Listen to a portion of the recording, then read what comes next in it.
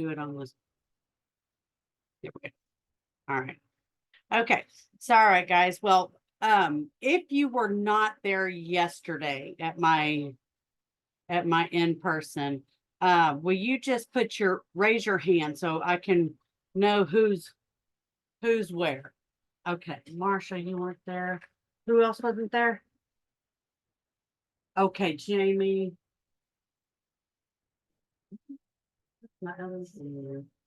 Okay. All right.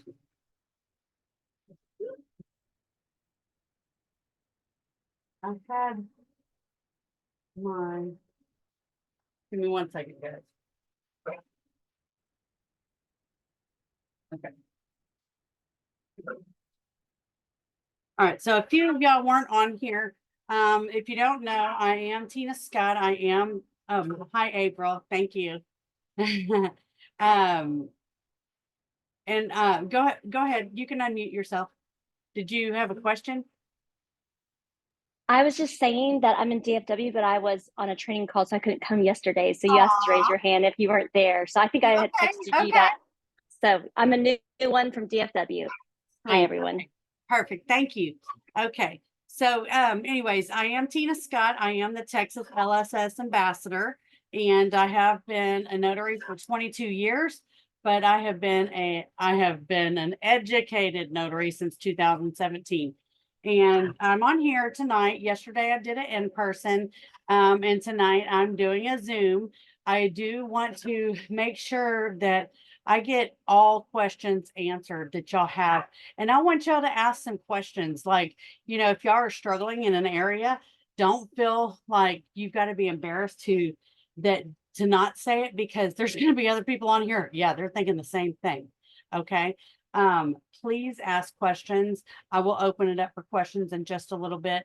But anyway, so if you have never been on a Zoom or been in person with me, raise your hand.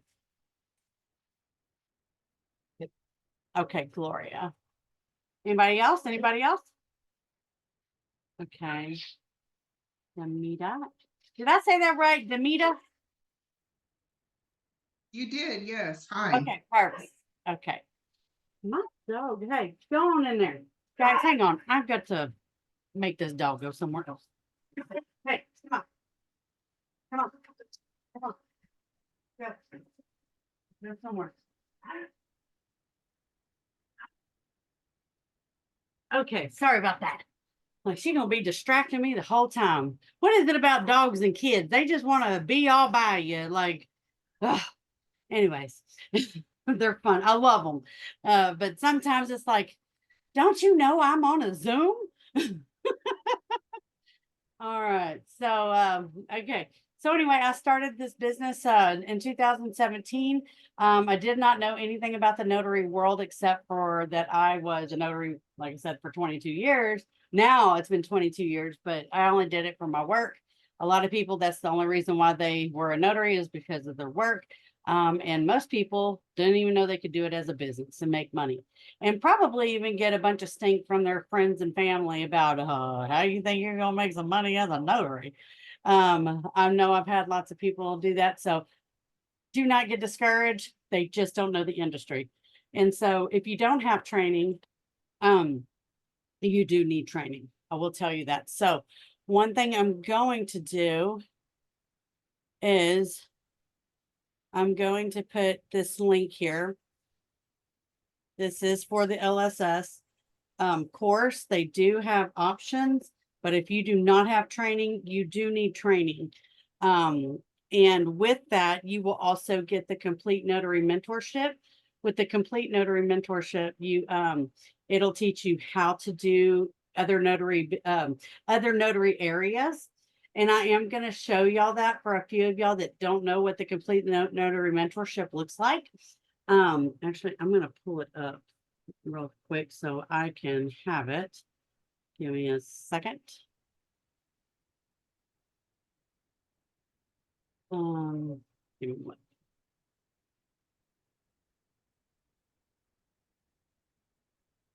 Okay, here we go.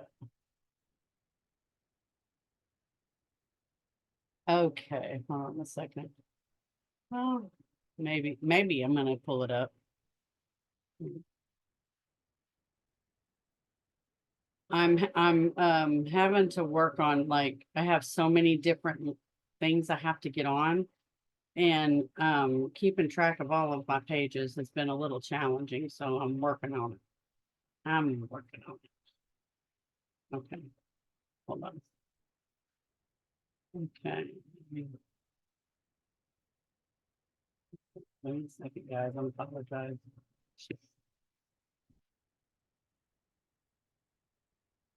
This is my.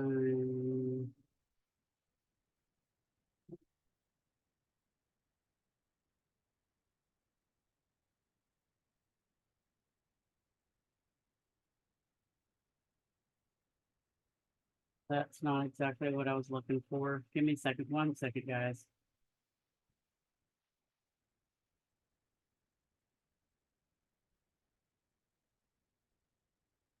Okay.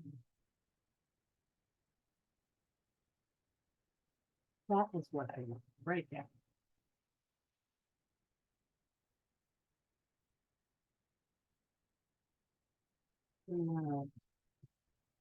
Let me pull it over here so that I can share my screen with y'all. Okay. Let me let these people in the waiting room. Okay. Anyway, so you will need training, like I said, but with the complete notary if you already have access or you do get the loan signing system, you do get 6 months access free to the complete notary mentorship, which does show you different areas how to make money. And I'm fixing to share my screen. Give me a second. Okay. Tell me if, oops. No, that is not exactly what I wanted to do here. Okay, there we go. Like, where did all my people go? Here they are. Okay. All right. Marcia, can you see my screen? Okay. All right. So if y'all look on the left-hand side, this is actually very simple. It's very user-friendly. It says start here, events calendar, sync your calendar, start with the hang on, let me let people in. It has start the the 6-step path to success. It has a whole community, bilingual professionals. It has step 1, step 2, step 3, complete first signing. I mean, gain direct business. All of these are, oh my gosh, guys, I didn't have this. I did not have this when I first started. Okay. But and then they also have replays. I am actually on a lot of these replays. I'm on a lot of general notary work, mock signings. But you see right here where it has mentorship and workshop videos, loan signing agent videos, mock videos, Ron videos. By the way, hang on, I think that's up here. Give me a second, or down here. I'll go there in a minute. Ron videos, general notary work, field inspections, estate planning. Okay, guys, if y'all don't have equipment and y'all don't have the money for equipment and all that, get your training done. Okay, but you can do all of this kind of work and y'all don't need to have a printer and y'all don't need to have a scanner. This is stuff that, well, maybe for field inspections, yes. And but it's very small compared to what you would need doing real estate signings. Okay. Financial education, mindset, wellness videos. There is, and then down here, notary topic discussions. And guys, it has Chat GPT on here. If y'all are not using Chat GPT in your business, y'all need to. I asked Chat GPT like I used to ask Google. Okay. And I was looking for something, a step-by-step on something the other day. It was something to do with canning.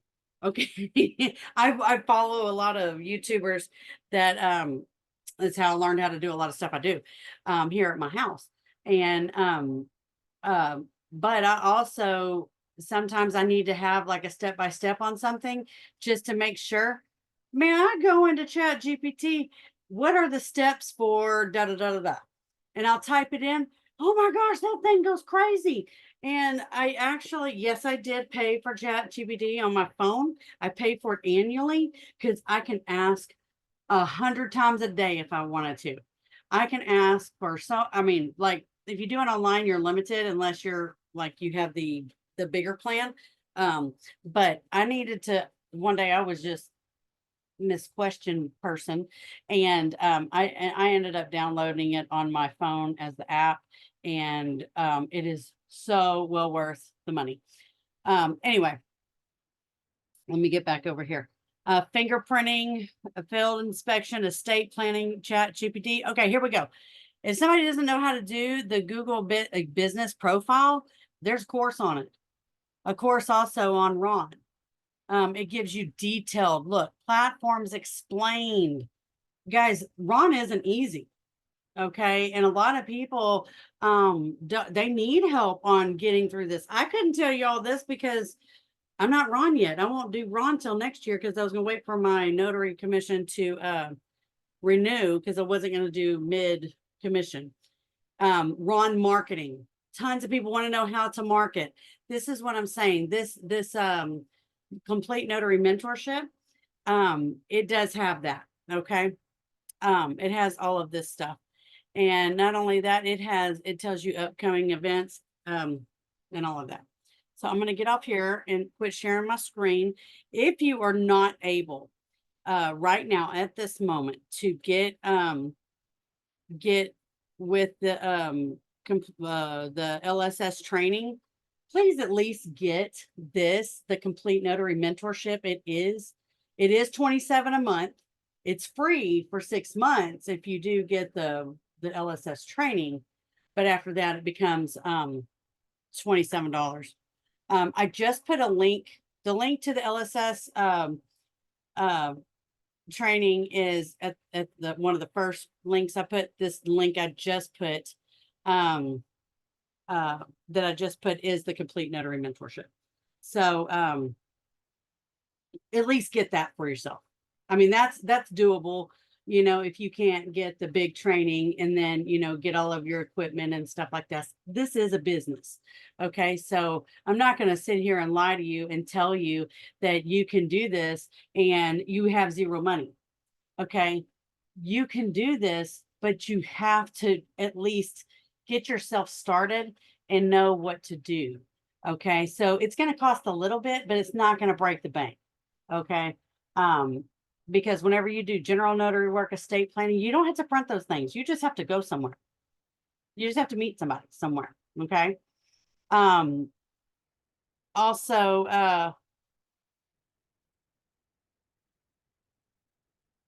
I have been asked many times on, hang on, where'd it go? If they wanted to start a signing service. I think every single person can start their own copy. Here we go. Start their own signing service. But if you do, you will need super uber duper training. Okay. I did this training myself only whenever Mark told me it was time because I was turning down work.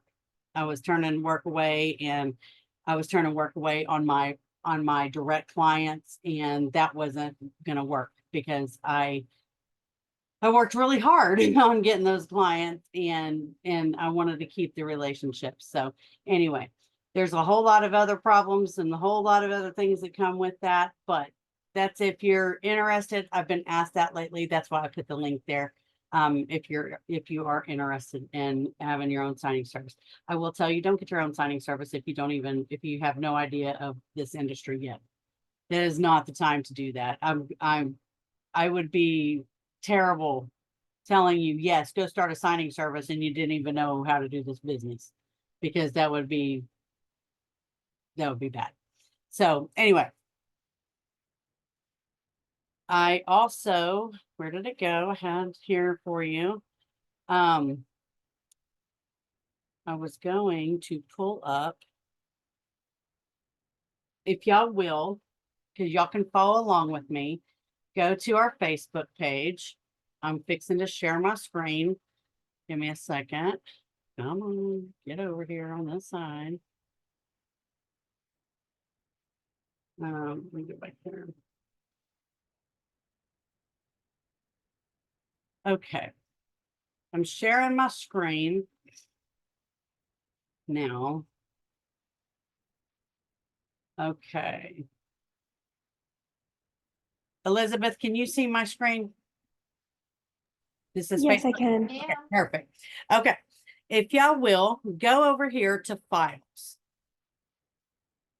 Go to files and you'll see these. I've put a lot of files in here. There's other people that have added stuff as well. If y'all need blank jurats, blank acknowledgements for Texas, it's all right here. I also did put a rescission calendar. I put the new for the 2024 mileage rate for IRS. I put a lot of blank certificates in here. But right now I want to go over, I want to do this mocks by, I'm going to do a quick little, I say quick, but I did tell y'all I was going to do just to practice closing. Okay. But if you are on the Complete Notary Mentorship, y'all go to those mock videos and you'll see these in action, like with somebody sitting with me. And it's exactly how I do it. It's exactly how I do it anytime. You'll see them on there. If you click on that, you can download this. I've already redacted this. This is a buyer's package. Oh, here we go. All right, give it a second.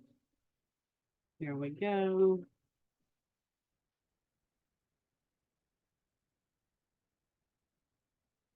Trying to pull it over here. Why isn't it going over there? Oh, there we go. Okay. All right. Elizabeth, can you see this page right here that I'm going up and down? Yep, Okay. I can see it. Okay. All right. Well, there's two So, of us. huh? Hi, Elizabeth. Okay, so this right here, this page, everybody can get to all of this, but I'm just going to go through this real quick. It is 120 pages, but I want y'all to take a little note of what I do. Also, you see these little, wait, y'all can't see me. Get yourself some Post-it notes. If you don't know what something is, get a Post-it note and make a little Post-it on the page until you get more familiar with the with the closing documents.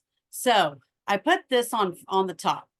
Sometimes these are here, sometimes they are not. Okay. This right here is what they would call equivalent to like the Patriot Act, and this there's a affidavit of identity. This right here, hang on, this is closing agent notary public certification photo identification. I, Tina R. Scott, the closing agent, their representative, or the notary public, certifying that I have made visual inspection of the federal or state issued photo identification, reference below the following names. Now, this right here, you're going to fill out. You may not know, you're going to have their social on the paperwork, okay? Or I just have them give me their social. I just say, what is your social? I just need to put it in here. And I'll put all of their information. And then if it requires a second identification, then this is where I put like non-photo. If it's I don't know, a credit card. I'll put Tina R. Scott, and then the name, and I'll put identifying document number. What I do is I will put Visa or, whatever the second identification was, and I'll put the last four numbers. I don't put the whole credit card number. It can also be an insurance card or, other things. I sign right here as the notary public, print my name, and I'll put notary public right there and put the date. This right here, identity affidavit, this right here is for them to fill out, okay? And then they're gonna sign, and then I'm gonna notarize. I also have to put them under oath. Mr. Smith, do you swear or affirm that everything on this document is true and accurate? Yes. Okay, here we go. You're gonna put your city, you're gonna put the state. If this is not Texas, and well, obviously we're in Texas here, you need to put one line through it, initial it, and put Texas. County of. It is the county of where your butt is sitting at that moment. Okay, where you're notarizing. If it is in Harris County, and you're not even, I'm in, where am I? What county am I in? I'm in Walker County now. But it's not where I'm located. It's where I'm sitting presently at that signing. Okay. So you may be in many different, counties that day. This right here says signed or subscribed and sworn to or affirmed before me on this 27th day of October 2024. This right here, it confuses a lot of people, but anytime you see where it says by, it is always going to be the name of the signer, of the person signing. Okay. And it needs to be written. If it's Bob Jones or Bob C. Jones, however it is on that document, then you need to put Bob C. Jones or Bob Jones or Bob Calvin Jones, however it is on that document. And then you're going to sign, put your expiration of your commission, and then you're going to stamp right here. Okay. Going down. If y'all have questions, please, just put your hand up in the little, where it comes up beside your window, and I will get to you because I'm going to open this up for questions on this as soon as I go through this. Actually, if you have a question, just go ahead and pull it up so that way put it up in case I go through it right now and I don't want you to forget. Okay. Hope that made sense. The next thing I do, I do not start out any other document except the ones that I just went through. Until I go through this closing disclosure. This closing disclosure sets the tone for the entire closing. Okay. To start it out. Okay. Mr. Smith, I'm going to say this is Mr. Smith. Okay. Hang on. Let me look at something real quick. This one. Okay, good. It's just one signer. So, okay. Oh, by the way, if y'all didn't know that this little thing exists over here, so that you don't have to flip through all the pages like that, trying to get to something, hit the little thing right there. You see that little thing, the little box? Man, I find so much stuff quicker. I actually I've taught many escrow officers that little button right there, and they're like, what? You just saved my life. So anyway, okay, Mr. Smith, this is a 30-year fixed conventional loan. If y'all see do y'all see my cursor where my cursor is? Okay. Okay. So this is all I'm doing. And I'm literally looking at this upside down. So just telling you, I've gotten really good about reading upside down. Mr. Smith, this is a 30-year fixed conventional loan. This is your sales price. This is your loan amount, interest rate. This is your monthly principal and interest. And then this is your monthly payment. I want y'all to take note of this, okay? Because this sets me apart from a lot of people. If you don't understand what escrow is, I'm going to explain it very simple to you. I'm going to stop sharing for just a minute. Actually, no. Yeah, I am. Okay. All right. Scott, I want y'all to see me. This is what I say to every single person. So what I'll do is, Mr. Smith, have you ever bought a house before? And they're like, no, this is my first time. Okay. They don't know what escrow means. Okay, I don't care. A lot of time, okay, let me just say this. 90% of the time, they have no idea. Even though the loan officers have explained and don't do a very good job at it, they really don't know. So I'll tell them, all right, do you want me to explain what escrow means? I'm not explaining to them how numbers got to be where they are. I'm not doing the loan officer's job. I'm simply telling them what an escrow account is. Okay. Because they have no clue. They're like, okay, well, I thought my payment was going to be the principal and interest. Well, yeah, well, they got taxes and insurance too, and sometimes PMI, but they don't know all of this because this is their first time and they're probably overwhelmed. So literally at the table, sometimes I have the agent in there and they're trying to, oh yeah, this is what I explained, blah, blah, blah, blah, blah. I'll say, hang on just a minute. I'm gonna make this super simple. Do you care if I make this super simple? That triggers them to shut up because I'm making this super simple. And if they say anything after me, that's telling their client they're trying to confuse them. So I use a little bit of reverse psychology. But anyway, so I will tell them, all right, Mr. Smith, whenever you make this payment, this principal and okay, whenever you make a payment to the mortgage company, it goes two directions. Okay. Whenever you make the full payment, it goes two directions. One goes to the principal and interest, and the other goes into an escrow account. It's an account inside the mortgage company that is set for just a couple of things that come out of your mortgage payment. That is for taxes and insurance, and it's not in this case, but mortgage insurance. But I'm going to just say taxes and insurance.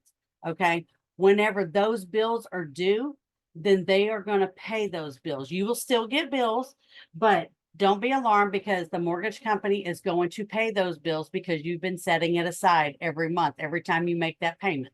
Okay. It does fluctuate. It goes up and down. I'm not telling them what amounts go up and down. I'm just telling them that taxes and insurance fluctuates. That's not a lie, and it's not anything that I'm out of the scope of my work. Okay. Now I'm going to go back to sharing my screen because I wanted to go over this. Okay, Mr. Smith, I do have this already pulled up. So I will go to you see right here where it shows on G, it has it on every single closing disclosure if they have escrow account. Okay. If it shows that there's money being an escrow, I'll say, okay, you see that 1923.46, Mr. Smith? If you look over here, it shows they're putting a few months of your homeowner's insurance and they're putting 7 months of property taxes into your escrow account. Okay. And then they have made an adjustment down here, but there's going to be money that's started in your escrow account. And I'll stop and ask them, do you understand what I'm saying now? If they do not, I go over it until they do understand. Because this right here is so important. I'm not joking. This is so important, and I'm going to tell you why. And this is one of the main reasons why I'm very good at what I do and why I do it. This was not explained to me when I bought my first house. I didn't even know I had to pay HOA because I thought it was inside my payment. I didn't know until I got nasty letters from some attorneys, and I was 21 when I bought my first house. And here I was, I didn't get any late bills. I just got nasty letters, and I'm like, oh my gosh, I had no idea because you know what the escrow officer was doing, flipping pages in front of me so fast I didn't know what I was even looking at. Blah, blah, blah, blah, blah. I mean, that's what they said. Literally. Like they did not go over anything. So and I mean it was a big thing, but I mean back in the day it was like this big, for a purchase. It still is depending on what type of loan, but this was back, oh gosh, in 2000. Oh, that's 24 years ago. Okay, anyway. So they're like, "Oh, okay, well what is this 693?" Well, if you go here to wait, am I sharing screen yet? No. Sorry. Let me do that. That would help.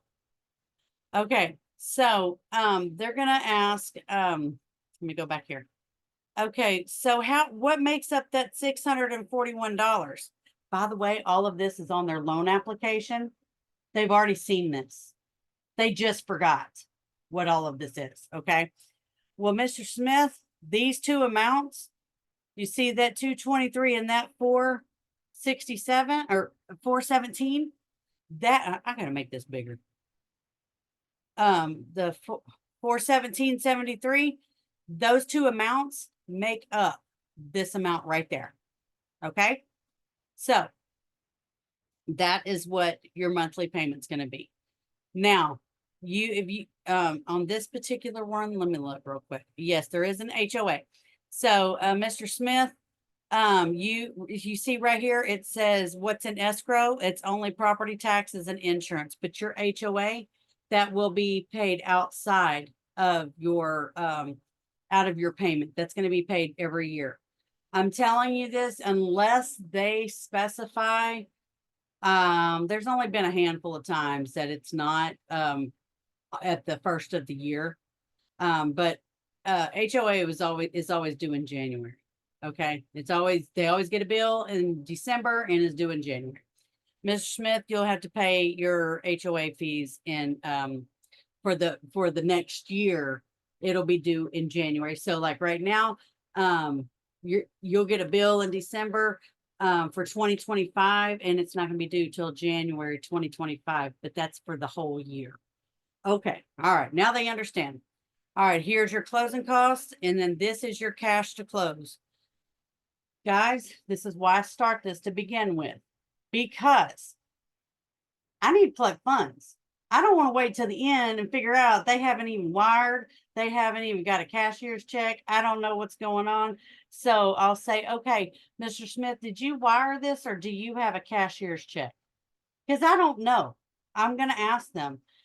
Sometimes the title company will tell me to collect a check. I'm still going to ask Mr. Smith, where's my check? I need to collect it right now. Okay. Okay. Oh no, I got a cashier's check. All right. Y'all this is a very big tip, but you can't see it because I redacted it. But up here at the top of this closing disclosure, you see this file number? Well, there's supposed to be a file number there. Put that file number on the memo at the bottom of the cashier's check. Okay. It'll say file number. An hour. No.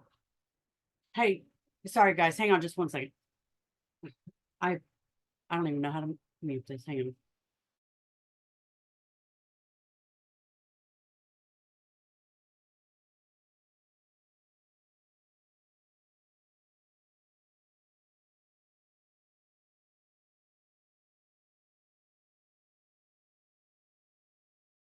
Okay, sorry. I was having to discuss dinner. Okay.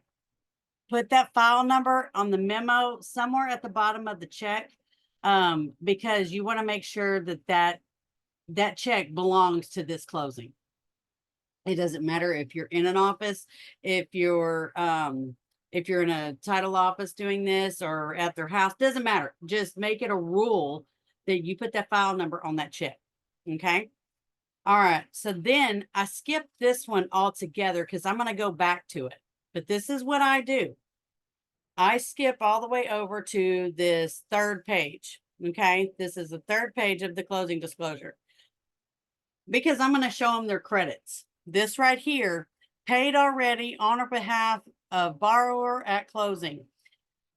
Ms. Smith, these are your credits. Okay. This is your initial money that you had put into escrow to get this process started. This is your loan amount. This is a seller's credit. And this is an adjustment for owner's premium. This is for title insurance. When that says owner's premium, that means title insurance. Okay.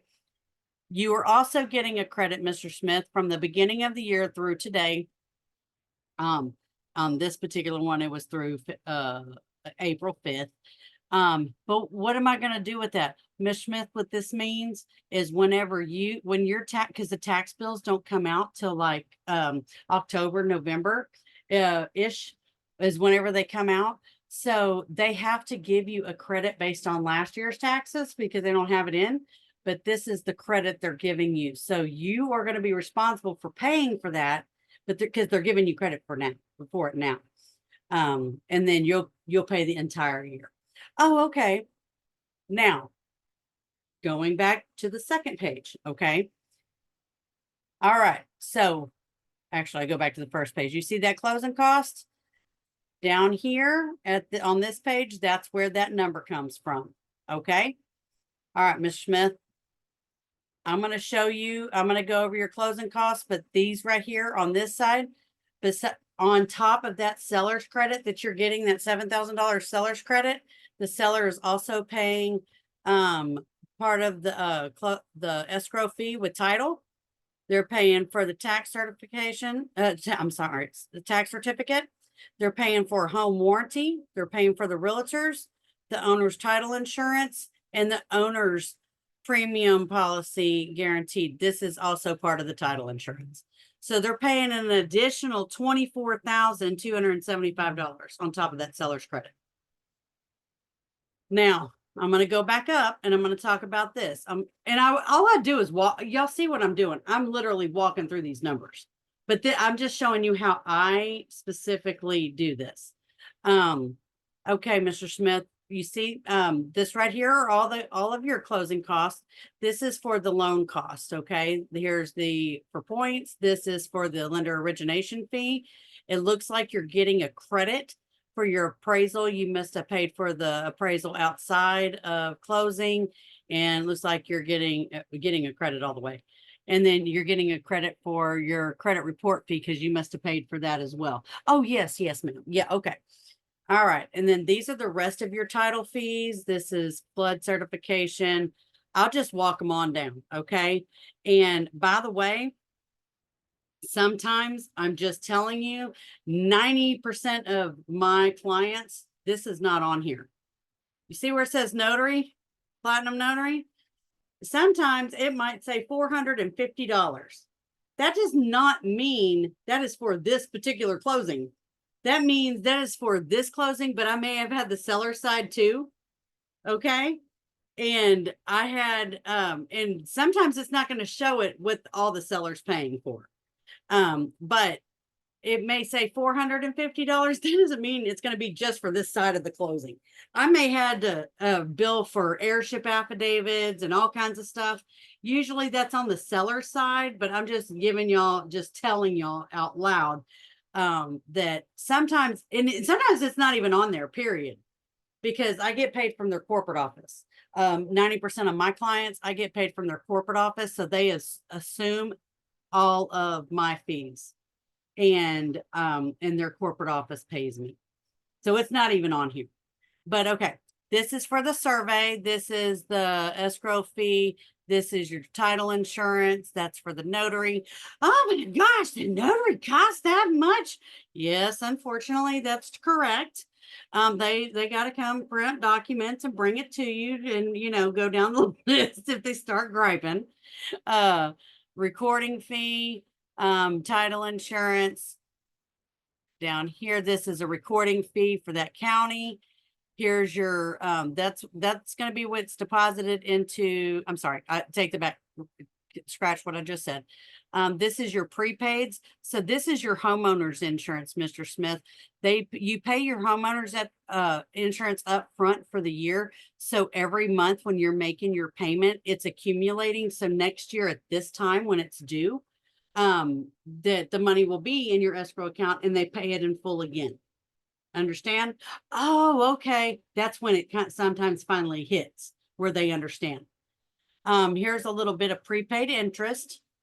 Well, why do I got prepaid interest? Do y'all think I'm allowed to answer that? I cannot answer that. That is not for me to answer. I'm going to say, you know what? It shows right here, interest. I'm reading it.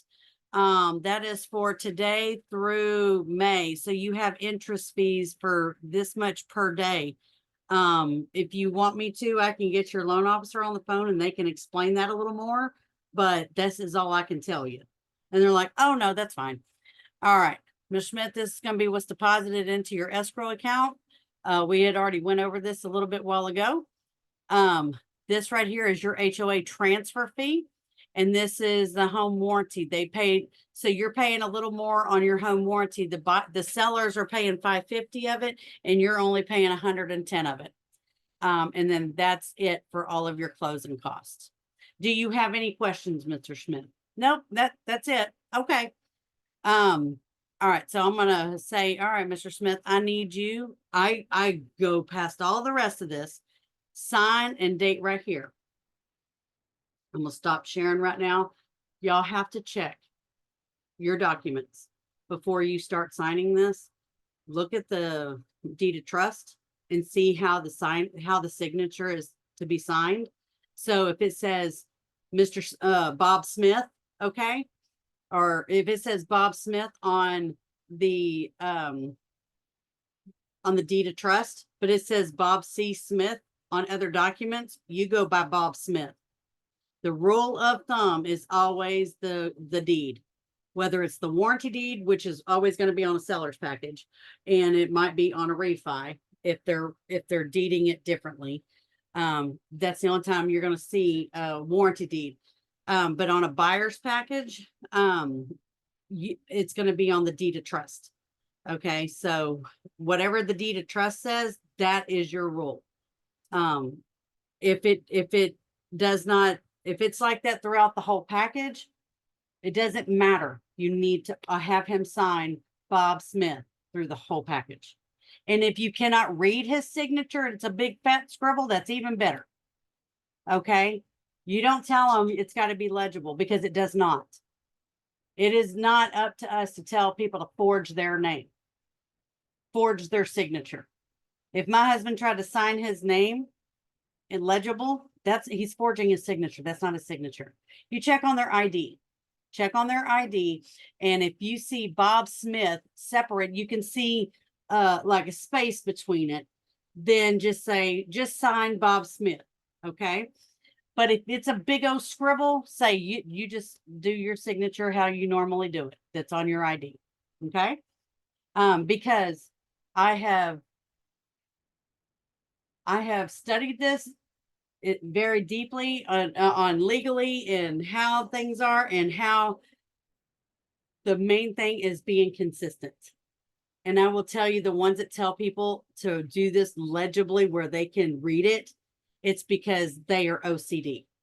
It has nothing to do with the law, doesn't have anything to do with how they're going to take it.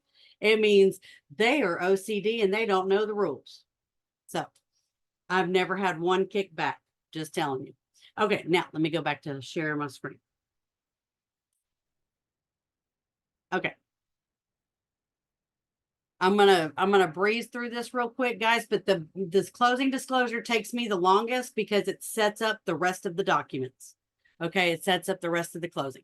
All right, this right here, this is your signature name affidavit. Mr. Smith, I just need you to sign. I'm sorry. It just means you're the same person as this, okay? Maybe it has Bob C. Smith on it. And he's going to sign, and then I'm going to, do my part. I'm going to say, Mr. Smith, do you swear or affirm that everything on this document is true and accurate? So help me God.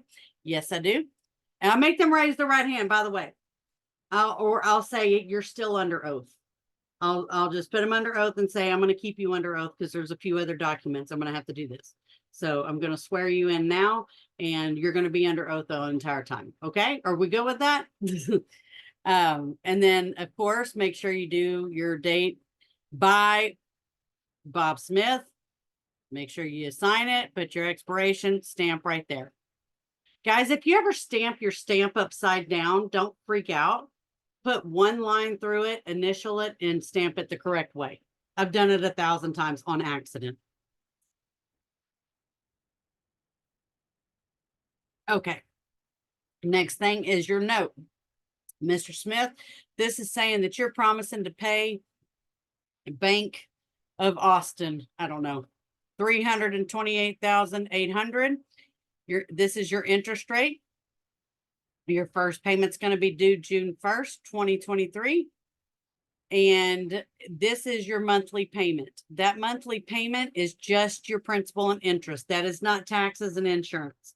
Okay, this is only what's financed because your taxes and insurance is paid every month. It's not financed. Oh, okay, yes. And there is no prepayment penalty fee. I say all of this because it's already in here. If they want to go read this sucker, I don't give them the pages. I show them the pages. I hold the pages. But I'm like, there is a 15-day grace period.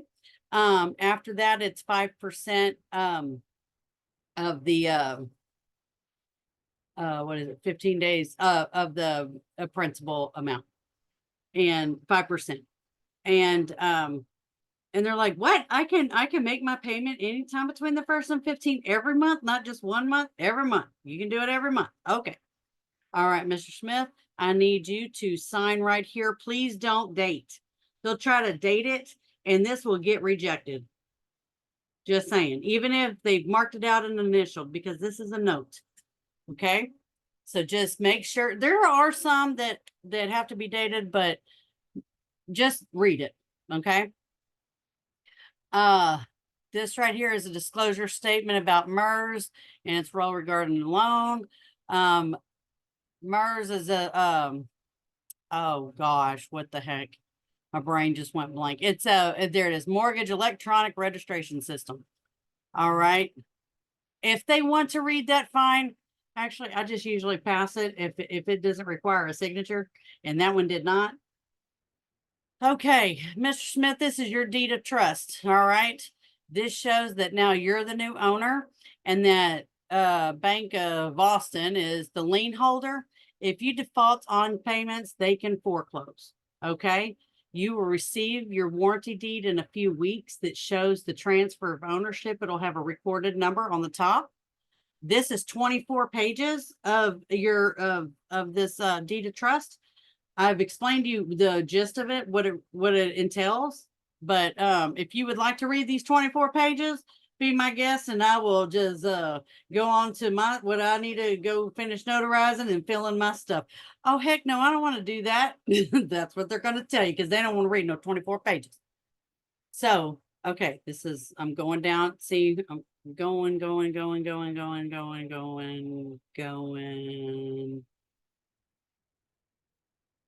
Jeez. Okay, here we go. Now, I'm at the end of this.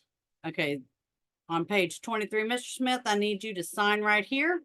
No date. Sometimes the majority of these do have to have a date, but if it don't have a date, don't make them date it, please. It is like that for a reason. Make sure that you put your county, Texas, whatever, on, put the date by Bob Smith, sign, expiration date, stamp. Okay, Ms. Smith, this is your plan unit development writer. You're going to be in you're in a plan development. So you're in an HOA. So make sure you follow the rules and, make sure you follow the HOA rules and make your annual HOA payments. And I need you to sign right there. Loan application. Okay, I went over this a little bit yesterday and now we'll have one right here.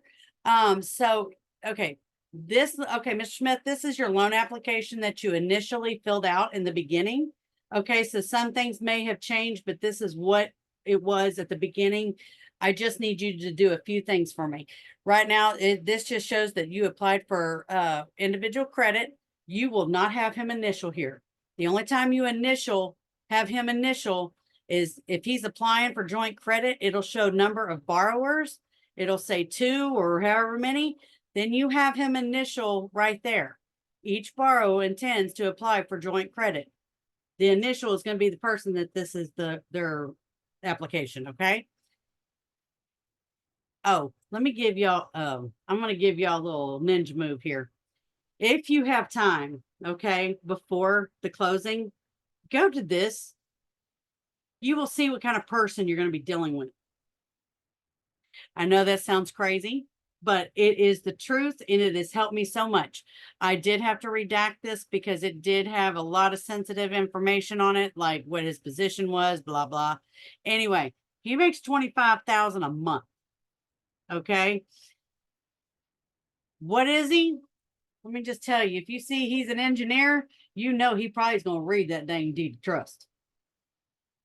Okay. Or if he's an attorney, he's probably going to read that deed of trust because he's just that way. That it's their personalities. Okay. And sometimes husband and wives just like to piss each other off and they like to take time, and just know that. Anyway, so he's been doing this work for 32 years. You kind of get an idea of who you're dealing with. Okay. And do that for husband and wife if there's a joint application. All of this, it doesn't even matter. You go down to the signature page right here. Mr. Smith, I need you to sign and date right there. This one is date sensitive on how they like it. So if you will date it in that format. And let me see if there's any more here. This is where I'm saying that little finger, that little rubber finger is very, very, very important because you can flip through these pages in no time. Now, remember I told y'all they've already seen all of those numbers on their loan application. Here it is right there.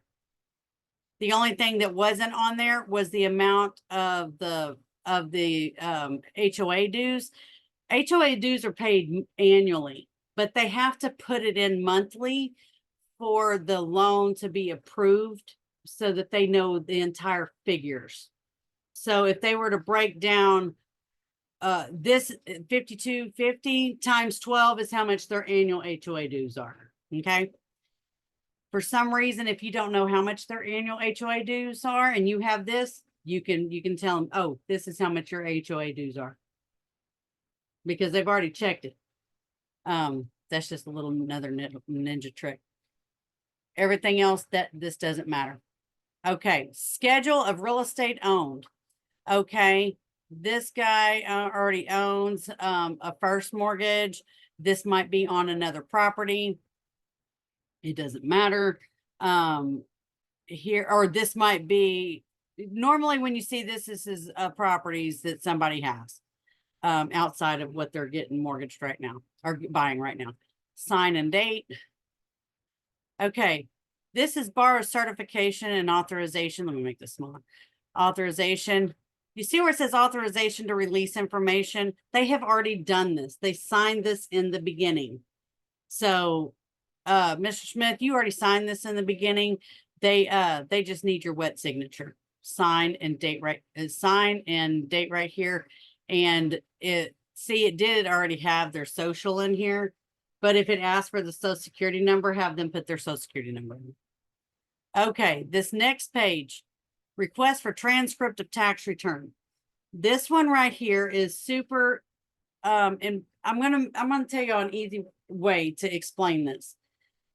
It's just what it says, request for transcript of tax return. What happens is, Mr. Smith, you have already signed this in the beginning, or we wouldn't be here with each other right now, because they've already done this. What they did is they pulled your transcripts of your tax returns from the IRS to make sure that your numbers matched with their numbers matched. What you turned in and what matches with the IRS, that's how they catch mortgage fraud. And I'm telling y'all, I learned this just by learning the industry.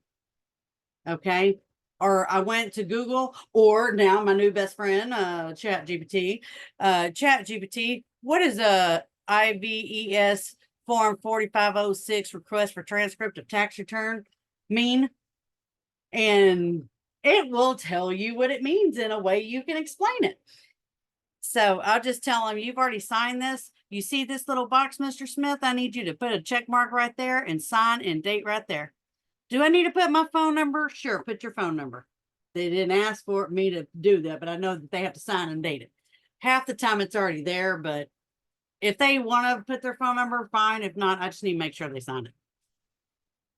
Next thing, same thing, Mr. Smith, need you to do it one more time. All right.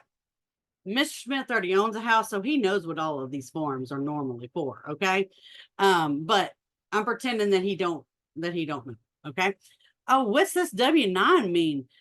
This W-9, all this is every year the mortgage company sends you a tax statement showing how much you paid on the principal and interest, but you get to write off your interest payments. So they send you a tax form. This allows them to do that. Sign and date it right there. They never have a problem signing this. See how I'm flipping through these pages? I don't even show them these pages because it's pointless. Hold harmless and release agreement, encroachment, protrusions, and easements. Mr. Smith, it just shows that you've been made aware of encroachment and protrusions, easements. You're relying that the mortgage company is relying on the representations of other people. They did not personally go out and check this, but they're not held liable for any you know, anything that was warranties and stuff like that, or anything to do with the easements and surveys. They have other people that have done that. This is just, they're not responsible for that because it's already been provided. Loan agreement notice. Ms. Smith, this is just saying that there's no oral agreements between you and the lender. Everything is in writing. Sign and date. Notice of penalties for making any false or misleading statement. Sign and date. Well, what does that mean? Oh, well, that means if you lie about what you said on any of your application, you're saying that on your loan application, everything was true and accurate, because if not, you committed mortgage fraud. And they're like, oh, heck no. And then you go over here and do your thing. And if it doesn't already have their name put in there, you're going to put it in there. And then you're going to notarize that. Document to correct fees due, correction and fees due agreement. So if there is any inaccuracy, like if there's any document, oh my gosh, I can't get my words together. Anything that has been misspelled or whatever, that you'll comply with getting your signature to them if they need it. Oh yeah, no problem. Okay, sign right here. Hazard and flood insurance requirements. Guys, if this was a flood insurance, if they did have to have flood insurance, you would have already known it. I'm just telling them that I am paraphrasing this. Obviously, I'm doing that on all these, but this is just saying you don't have to have flood insurance if it isn't required. Okay. But in the event it became an area that was a flood zone, that you may have to have flood insurance, because we live in Texas. You don't know what the heck's going to happen here.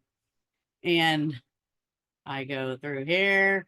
This one seems to be 8 pages. I think it's because the amount of the property, I'm not sure, but I have them sign and date. Usually it's 1 or 2 pages. Occupancy certification. This just says that this is, you plan to reside in the residence.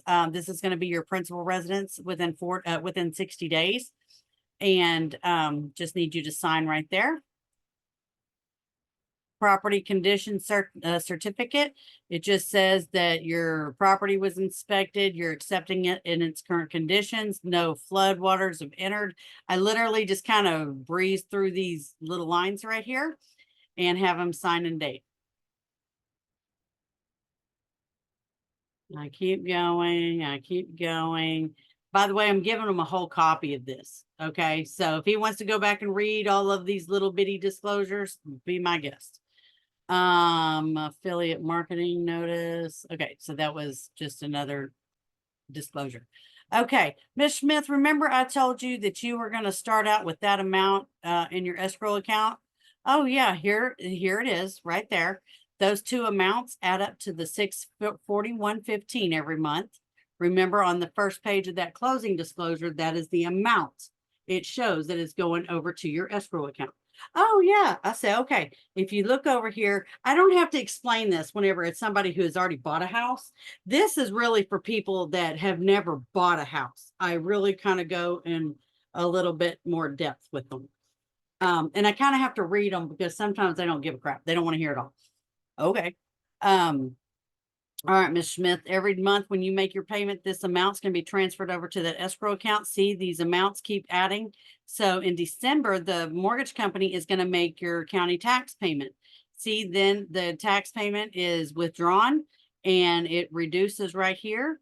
It keeps adding. Now in April, remember I told you at this time next year, you're going to have to they're going to take the money out of your account to pay for your homeowner's insurance in full again, paid in full again. Oh, okay, here it is right there. And then they don't have to sign that. A lot of times they do, but I still go through that with them, especially if they're a first-time home buyer. Okay. This is a new loan payment form. It shows here is your first this is when your first payment's due, is due at the first of every month. And here is the principal and interest, taxes, insurance. There's your monthly payment. And sometimes they have you sign this or them sign this, sometimes they don't. If they want to have a automatic payment plan, I'll ask them, Mr. Smith, do you want to enroll in automatic payments now, or do you want to do that at a later time? And because I know good and well they can do it at a later time. Oh, I'll do that later because I want to wait. And I'm like, okay. So this right here is service fees disclosure. I just need it. You don't even have to have them sign it. This is appraisal, delivery, waivered acknowledgement. Don't have to sign that. This is acknowledgement of attorney representation of the lender. Mr. Smith, this just means that this attorney right here represent whatever attorney it was, Sandler Law Group. That's the law office that drew up a lot of the documents. Oh, okay. I just need you to sign a date right there. Okay, this is mineral rights acknowledgement and agreement. This is just saying that basically they don't have any, they don't have any mineral rights, okay? If they have mineral rights, this is a whole different kind of closing. Just saying. Sign and date right there. This is notice to purchasers. Okay, Mr. Smith, this is regarding for your water district. You're going to be located in the city of Houston. That is the ones who enforce the compliance with certain deed restrictions. And oops, where'd it go? I just need you to sign and date right there. And then I notarize. This right here, why? Oh God, I hate when it does this. The undersigned admit receipt of foregoing notice at prior to closing the purchase of property above described. Whatever, sign and date. Sometimes they put stuff like this in there. Just roll with it. It still goes with that. So this is the closing affidavit. All right, Ms. Smith, I'm gonna need your initials in a few places, okay? A lot of this we've already gone over. I just need your initials. Okay, this is waiver of inspection. Hey, the title company did not go out and inspect your property. All right, those ladies there did not go out there and inspect it. It's been inspected, but not by them. This is receipt of the title commitment. I need you to initial there and there. All right, this is attorney representation.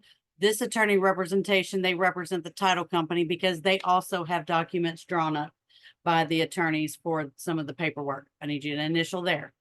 This is acceptance of the survey because now if there isn't a survey, if there is a survey, I mark this out. I just put a line through it, literally, because it's either one or the other. And whenever I did this particular closing, I did put a line through it because there was a survey. So this is acceptance of the survey. This is residential real property statement. This is just saying that that you're familiar with the property and the improvements and that you're closing this transaction required by our title company. I just need you to initial right there. This right here, property taxes have been prorated, initial there. Unimproved tax reserved to lender. This right here, this had nothing to do with it. Y'all might want to ask whenever if you've never seen it before, but this is unimproved tax reserved to lender. This is usually like if it's a new build and they didn't allocate for stuff. Anyways, this isn't normally on here, this part, but anyway, I'll mark this one out myself because the taxes were prorated. Tax exemptions. The tax exemptions, it will have new ownership. So you'll have tax exemptions to, if you want to, do your homestead exemption. you'll initial right there. If the prior owner was over 65, those taxes are going to be prorated on that tax exemption.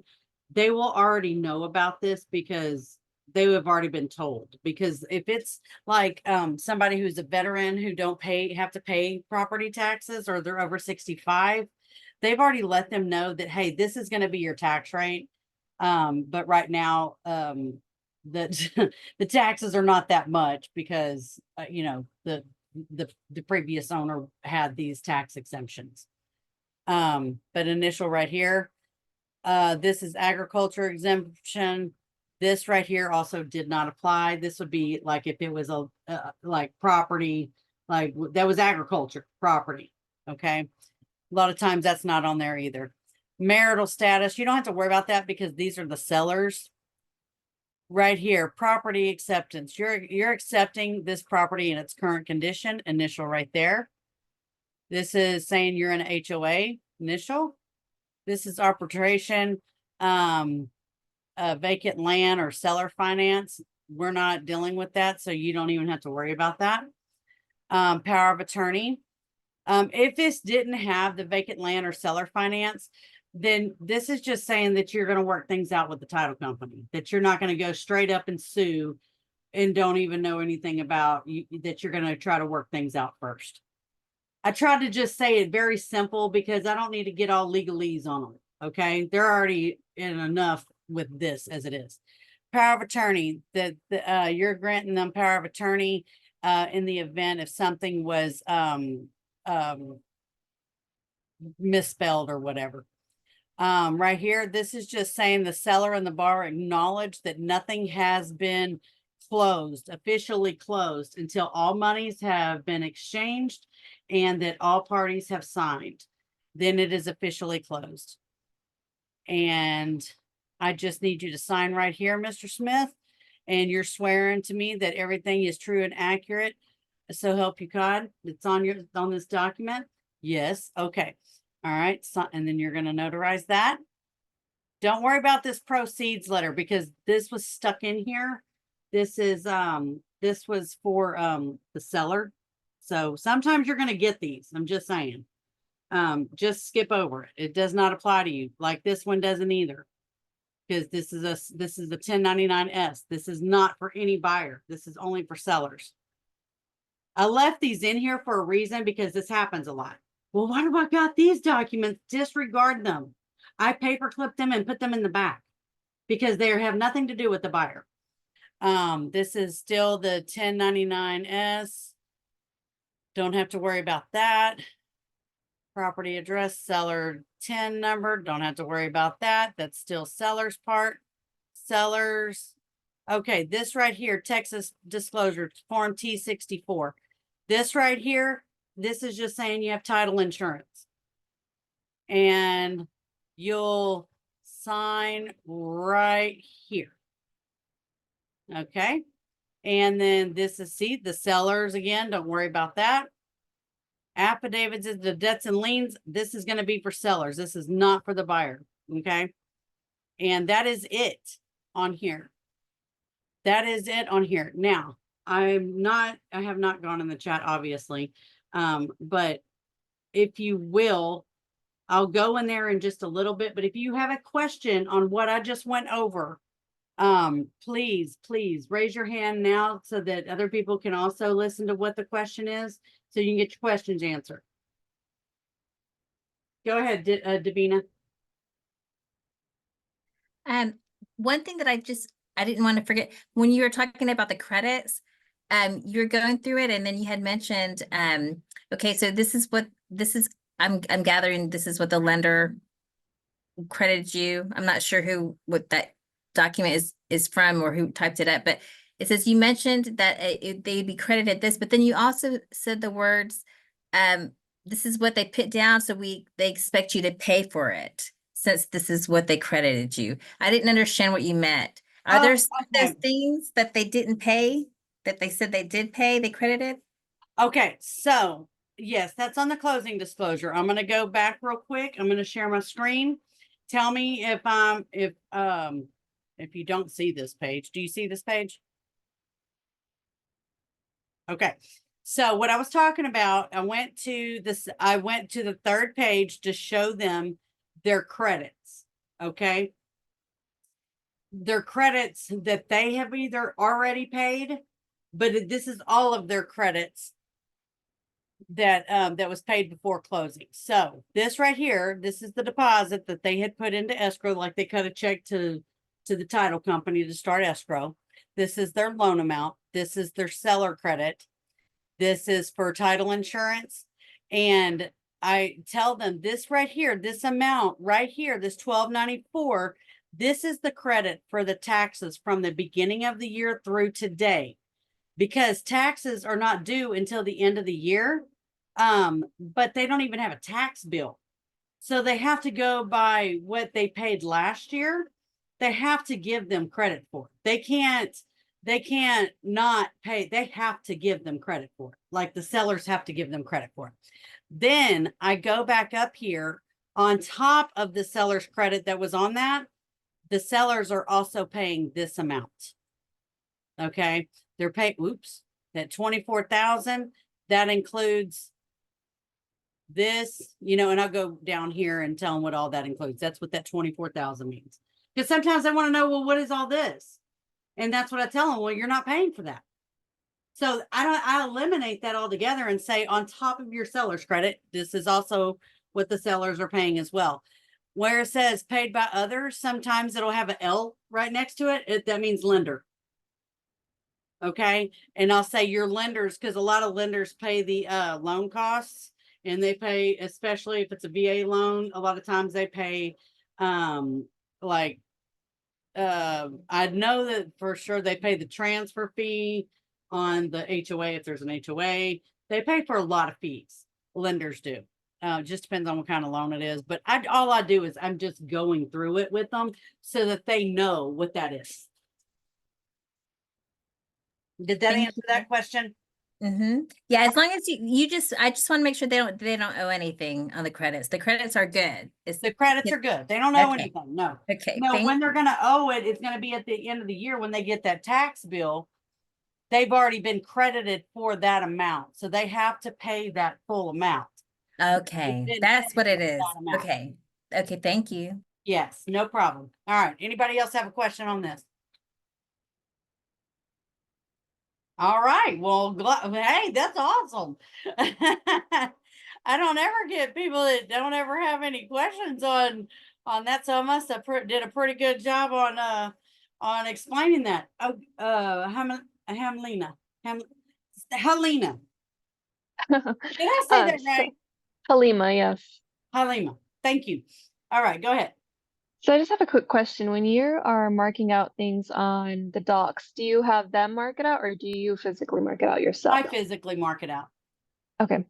And that's only if I know to do that. If I have time, like a lot of y'all are newbies on here, so y'all are going to, y'all may not know that right off the bat. But if there isn't a survey in there, you may want to call and ask I would call whoever gave you the closing first. Okay. If you have time, if this is if something comes up at the closing table, make sure you have that. Oh yeah, that's what I meant to do. Make sure you have these people's number right off the bat. Hold on. Let me grab it real quick. Where'd it go? Where'd it go? Where'd it go?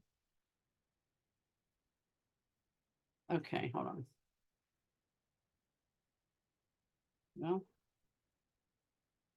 Okay. On this closing disclosure, it's at the back of the page. I mean, I'm sorry, like on page 5 of 5. Yeah. It's towards the back is what I'm trying to say. The settlement agent is always the title company. Okay, that's what that means. Settlement agent and title company are the same thing. Also, I mean, like even before you have your closing, still have this number on standby and have that lender's number on standby. Or, just have it accessible where you know where it is in case they have a question. If they have a question for their lender, I will say, do you have your lender's phone number? Do you want to call your lender real quick? I'll put it on them first. Okay, because they normally can get a hold of their lender right away. If there's a question for title, if I'm at the closing table, I'm going to advise you to call the signing service first. Okay. The reason I say is because some people don't, until you're experienced. I'm just going to tell you this. I don't care if some of my notaries call the title company.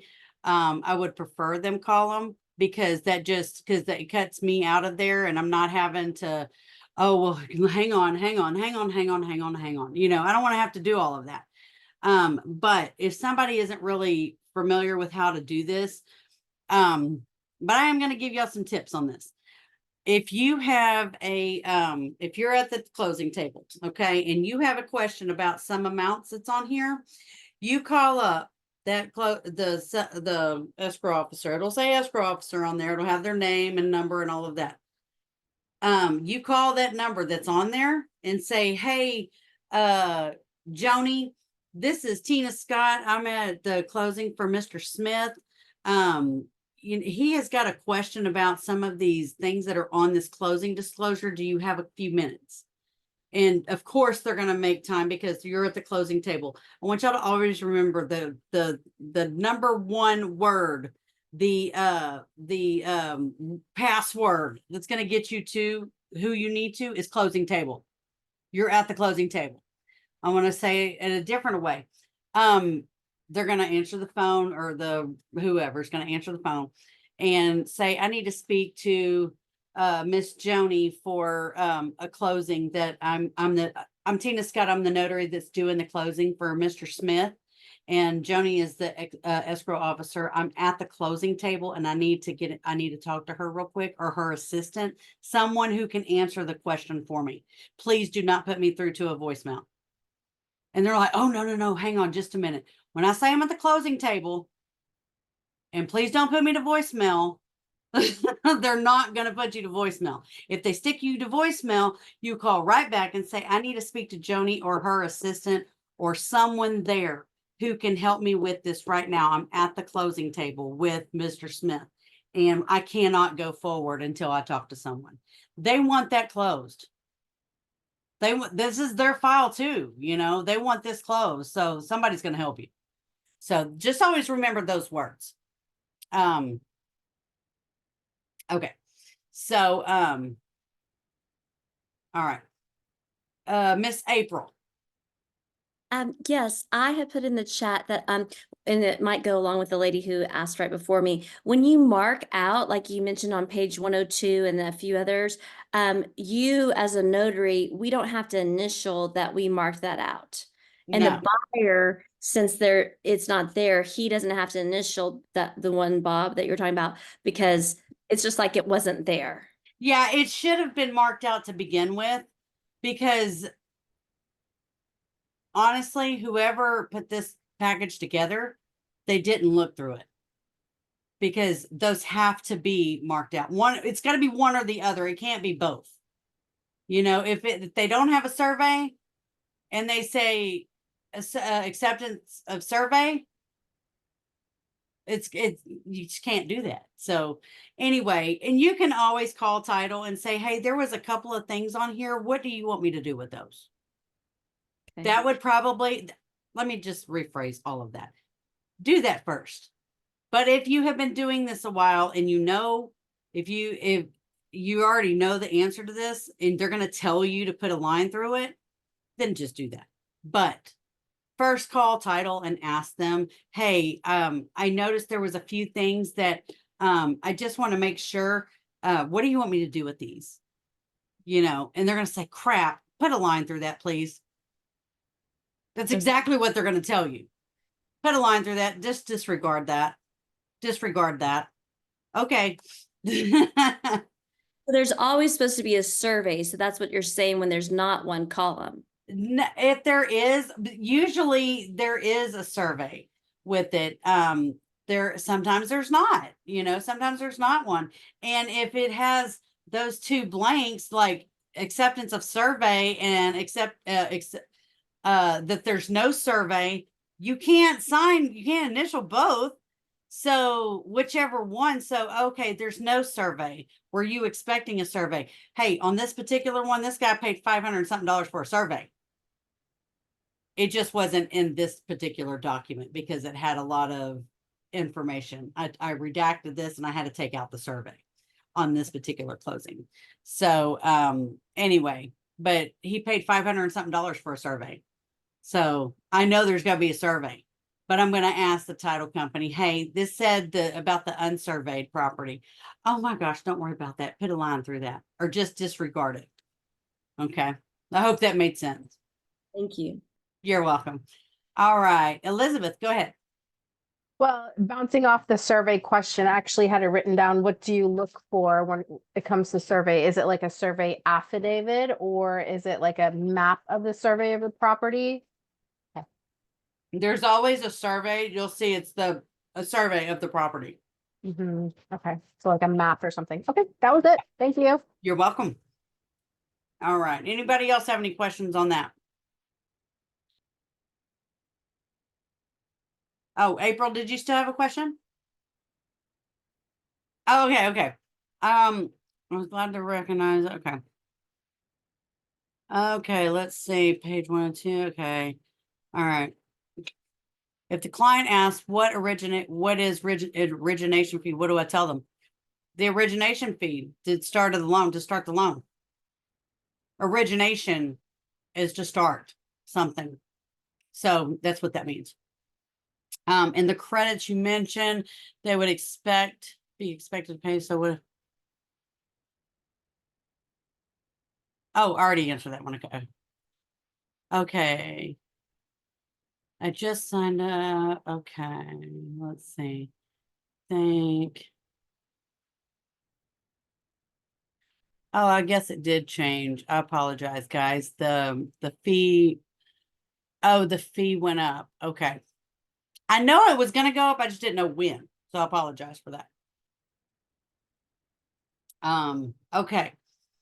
All right, guys. I'm open. It's 8:30. I do want to be respectful of your time.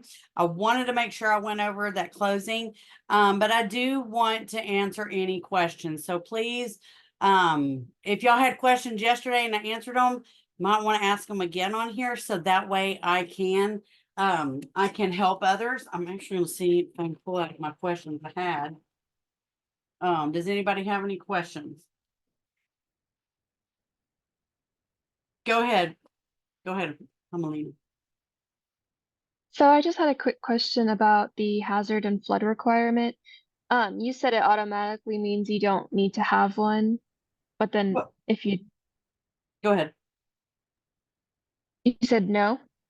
So if it did need flood insurance, you're going to see that in the very beginning. It's going to be in the very beginning. So the insurance requirements, it's just saying insurance requirements. That particular one did say flood insurance requirements.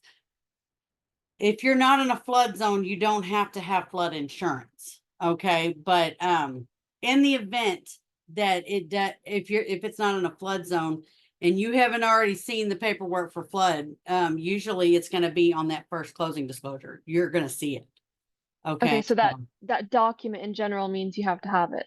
The No, it just means you're acknowledging that if you need to get flood insurance because it became a flood zone. Okay. So you're not required to have it if you already see that there's no flood insurance required. So okay. Marie, go ahead. Hi, Tina. I was unable to attend yesterday, but I have a question that's not about this particular, about the mock Okay. signing. Yeah, go ahead. I recently saw an order on SnapDocs, and it required that you have to, I believe it was a HELOC, that you have to have it, do it in an attorney's office or a title. What's the purpose or the why behind that? And then if it's not in your area and you have to acknowledge that you're available, how do you go about it? Do you find somebody first to let you use their office and then accept it, or do you accept it and then, I mean, what's the best practice for that? that is a great question. I get this a lot. First of all, I'm going to share my screen one more time. Hold on. Wait, I don't think I shared it yet. Okay, hold on.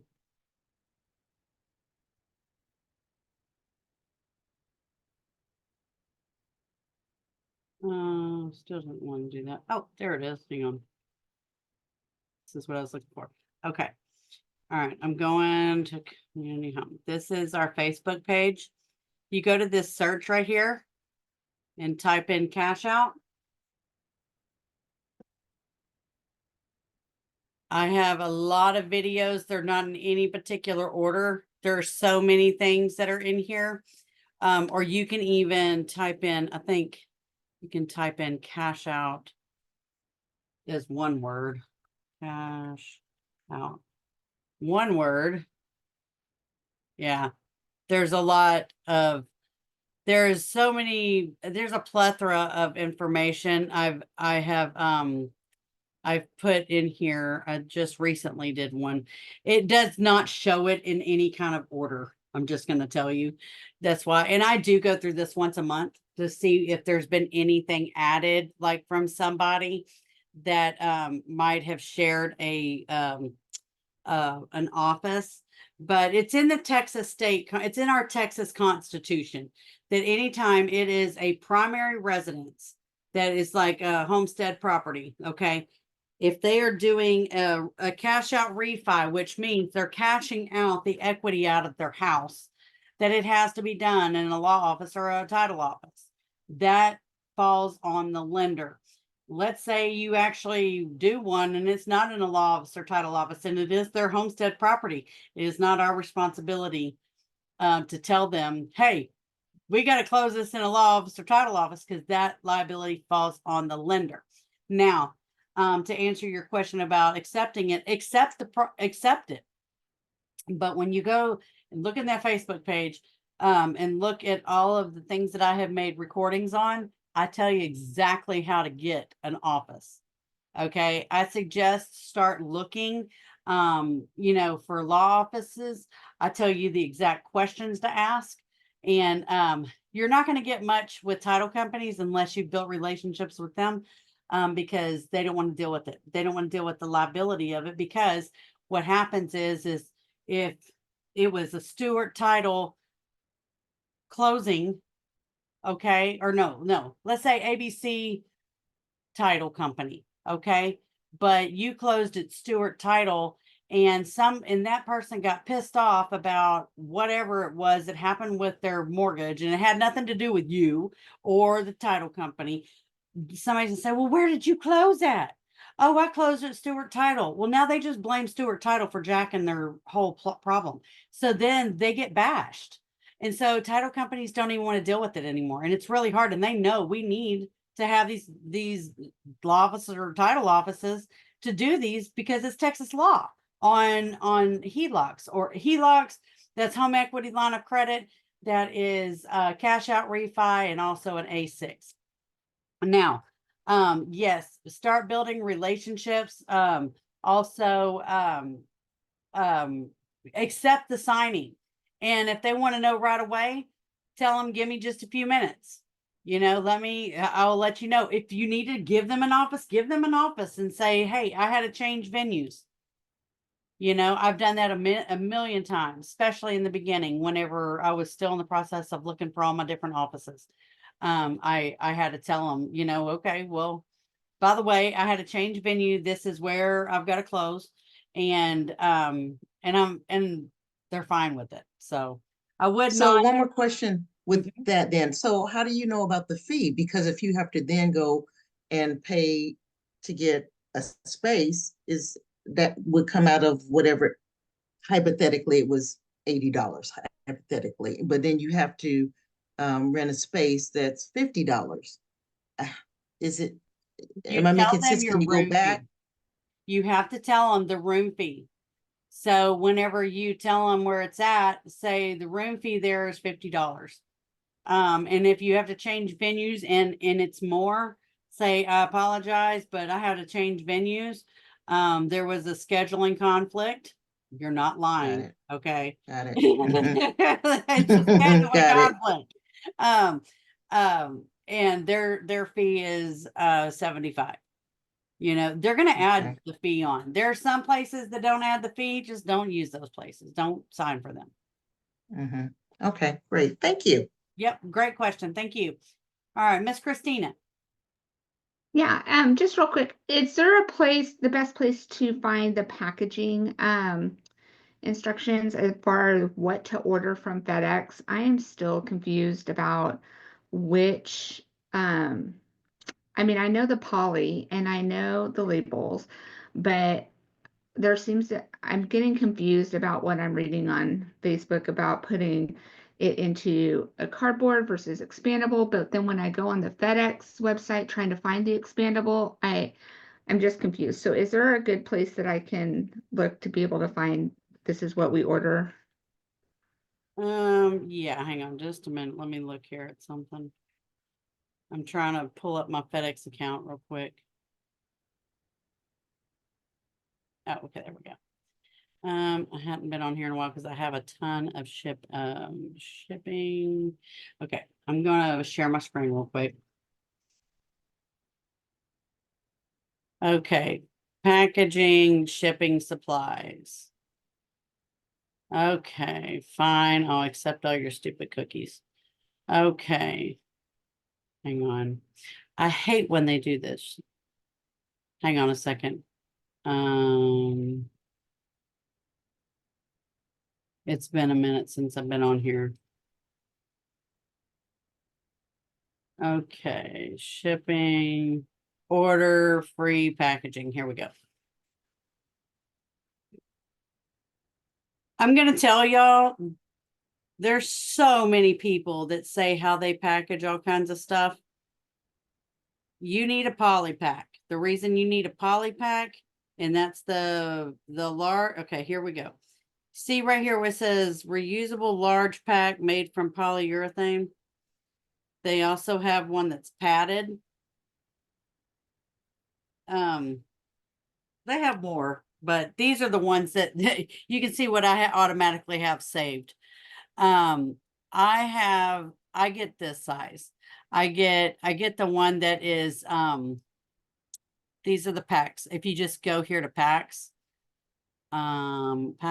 and labels. No, pouches. That's what I want. And oh, I don't need to worry about that. Let me find supplies. Okay. This is what it's going to take me to. Okay. I always get the big one, but I also get the small one. I get the large and I get the small. The reason you want a poly pack, if somebody runs over that sucker, if it falls out of the FedEx truck, and this has happened, this is why I use poly. I don't use any cardboard, period. Not only that, they get pissed off when you start adding more stuff in the packages because it makes it heavier and it makes their fee higher. So put it in a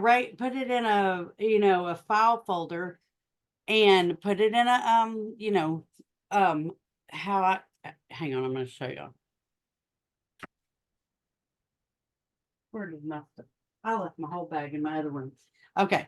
I get a large, I get a legal size, whatever size paper it is, like if it has mixed legal and letter, I'll get a legal size file folder. I will put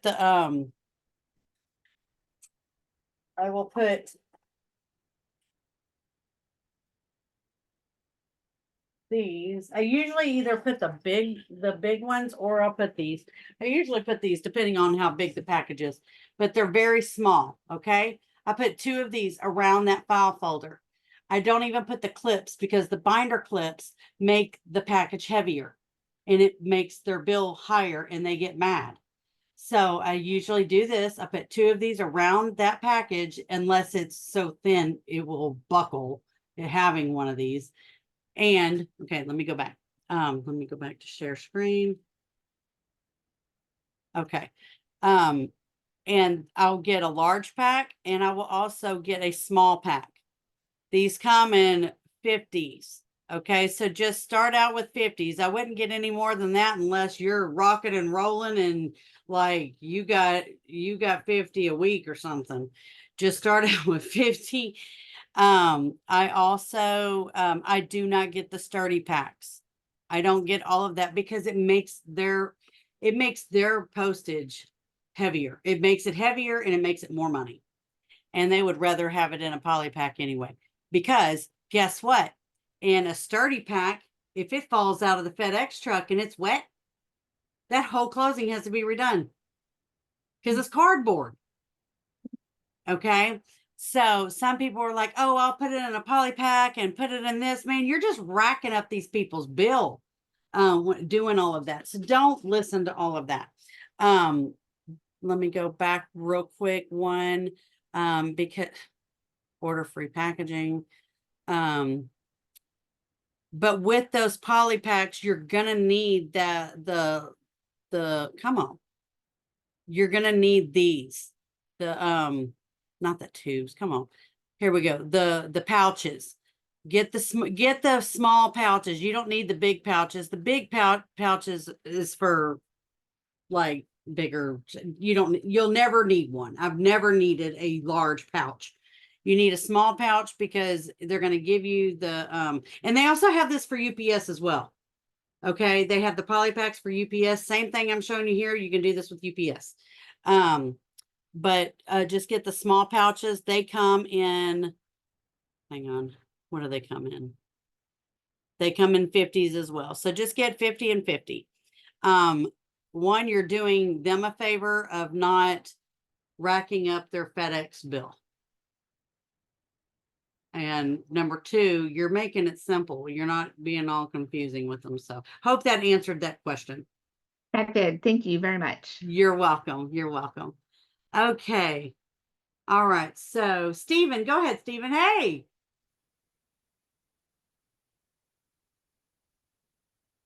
Stephen, where'd you go? Okay. Well, whenever you get back on here, just start talking. All right. Can you hear me, Stephen? Or type in the chat. Okay. All right. Let's see. Is there any other questions?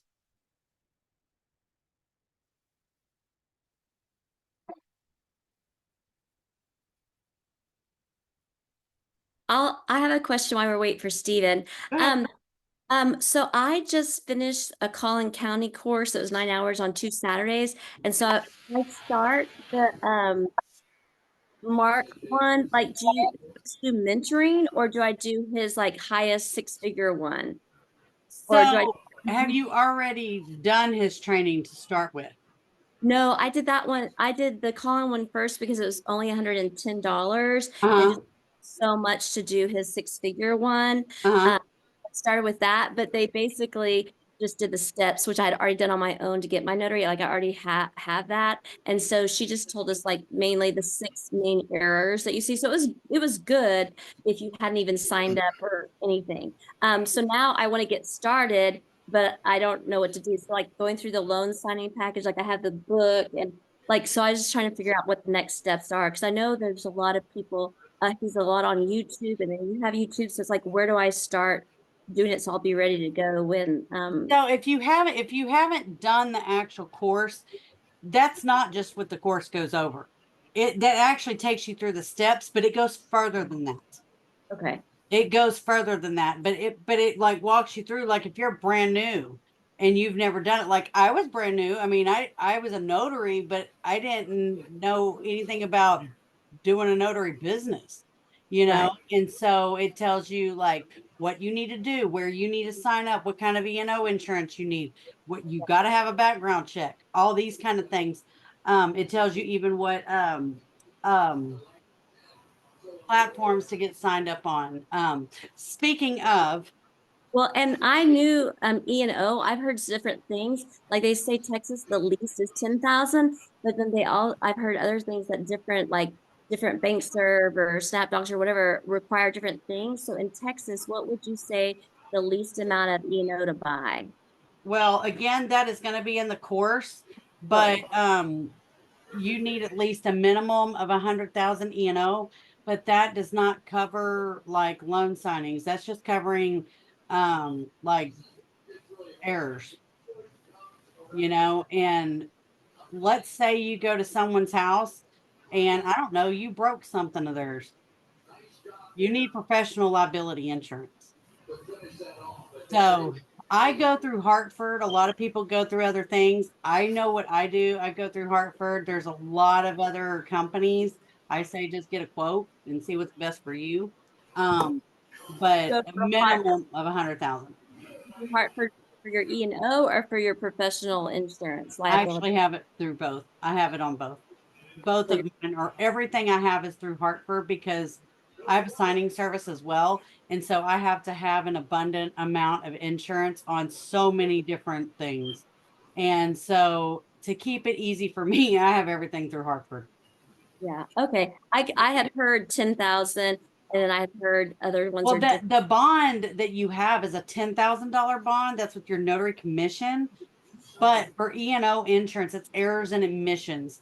So like if you make a mistake and it hurt somebody, and it cost $50,000 in damages. That's what your E&O insurance is for, is, to cover that. Oh my God. And you would do the 6-figure course, the highest course, right? I would, and it made me, I mean, I know everything I know today because of it. I'm not gonna lie, I have taken others because I'm all about educating myself and sometimes over educating, but I also want to see what other things are going on. But it, the 6-figure one, it does it as a whole. It doesn't just focus on one thing. Yeah, it says loan signing system, but it focuses on building your whole business, if that makes sense. You We're going need to do one. fundamentals. You need to know. And I'm gonna tell y'all real quick because there is no PCOR in Texas. In case any of y'all are wondering, I know it's on the test, but the PCOR is an equivalent to a warranty deed in Texas, okay, or any other state. But PCOR is preliminary blah blah blah something. I can't even remember because we don't ever use it. Change of ownership. What is it?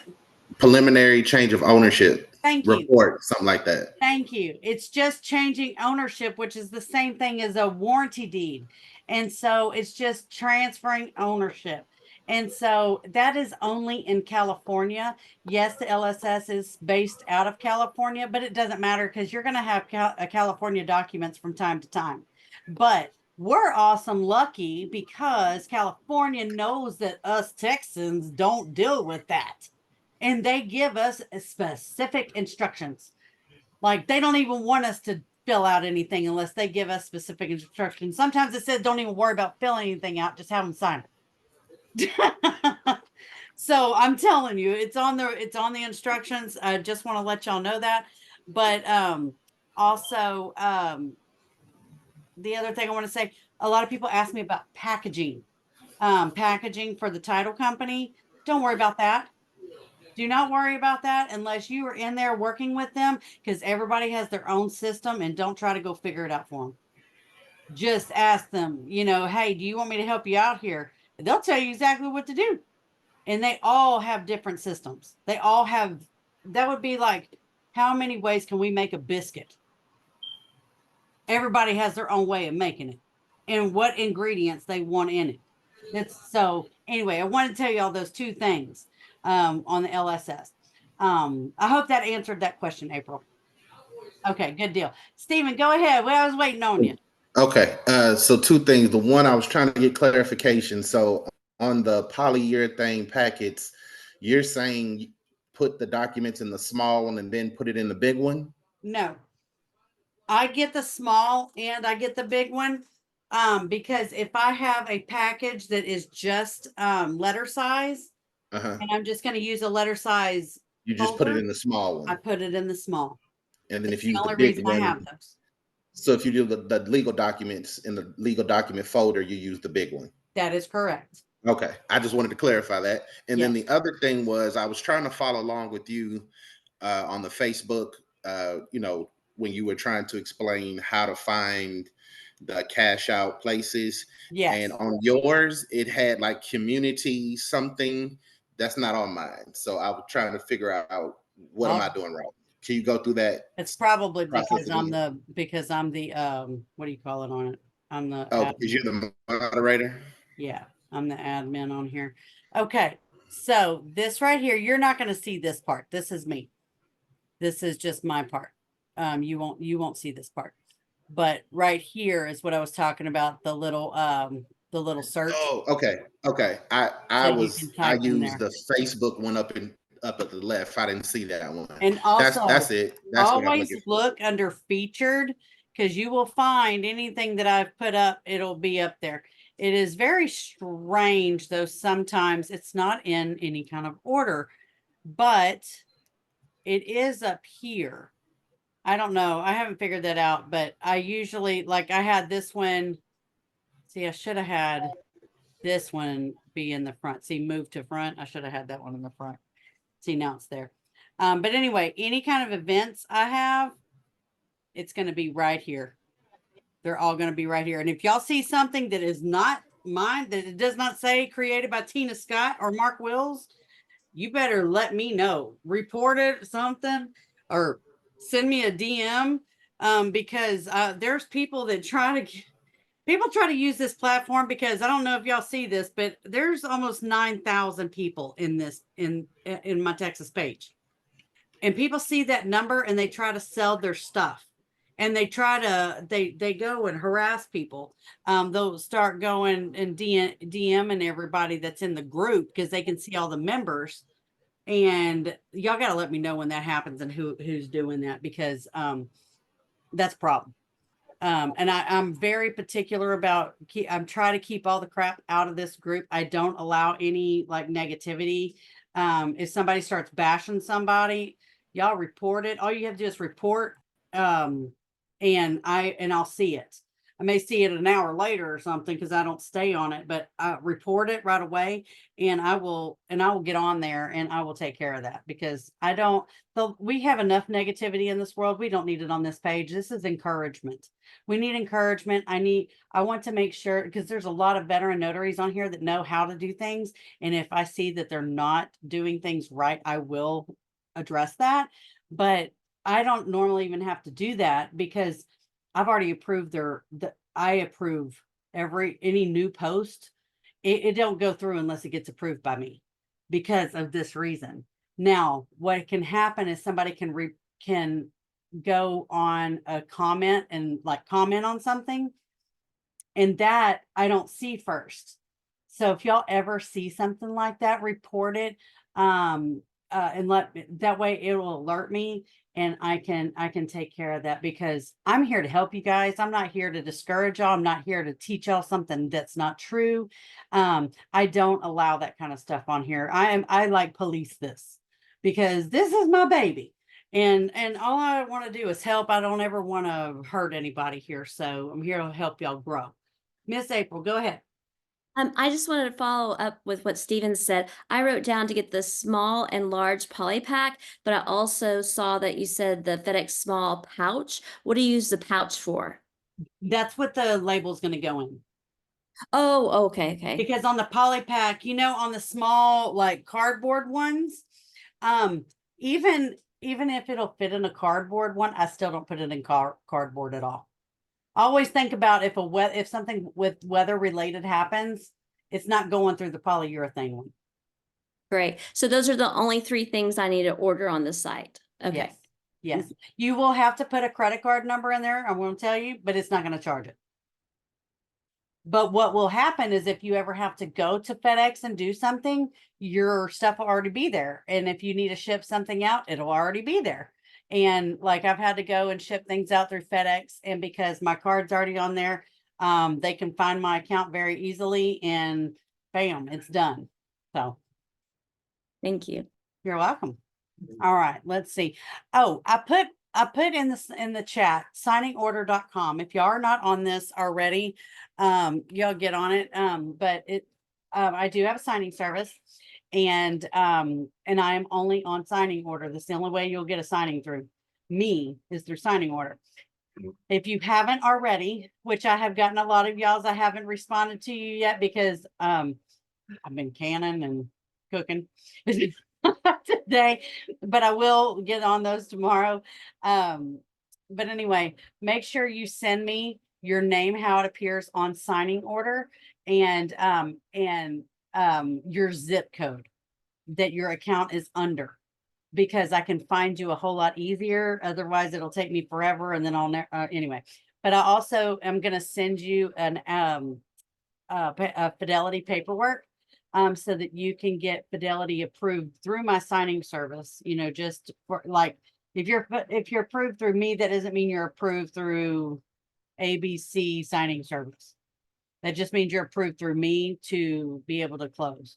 Every signing service has to have, that is fidelity approved. They have to give these subcontractor packages out to each person. Otherwise, we can't use anybody that's not signed one of those on any of those closings that are fidelity owned companies. But I want to make sure I send those to y'all, and I will do that tomorrow, because I thought I was going to have title all day tomorrow, and I'm not. So I get to get caught up with a little bit of paperwork. So, all right. Halima. Yes. Oh my gosh. Hang on. I'm going to get this. Say it. Halima. Halima. Why is it hard for me to say this? I don't know. Halima. Halima. Okay, I got it now. So just a quick question. So for the fidelity approve, is that something that we also need to look at on the side? Like to get approved by that too? Or So just yeah, under you your will, to get fidelity approved on your own. Yes. What that means is, for those that don't know, anybody who works for a fidelity or gets closings from a fidelity owned company, whether it's Fidelity or a sister company like Stewart, Title, Alamo, those are sister companies. Or Chicago, those are sister companies to Fidelity. They can only use BankCert or other signing services that are Fidelity approved. My signing service is Fidelity approved. So you don't have to go through signing what did I just say? BankCert. You don't have to go through BankCert. I mean, yeah, you want to be approved through them because I don't get all of their orders. But BankServe is also a Fidelity owned company. And so anyways, just know that sometimes if you're gonna, I would say get Fidelity approved, because you can bypass, stop it. You can bypass, I'm sorry, that was my dog. She was literally over here like, hello, why are you not opening the door? You can get signings directly from those companies instead of having to go through BankServe. And BankServe will never approve anybody who's a realtor. So just let you know. Isn't it signature closing Stewart Title? Because I think I did sign with them and I signed the paperwork and I got approved through them, but yeah, that was through I their think I signing got service, but it has to be the actual title company who has to sponsor you. okay.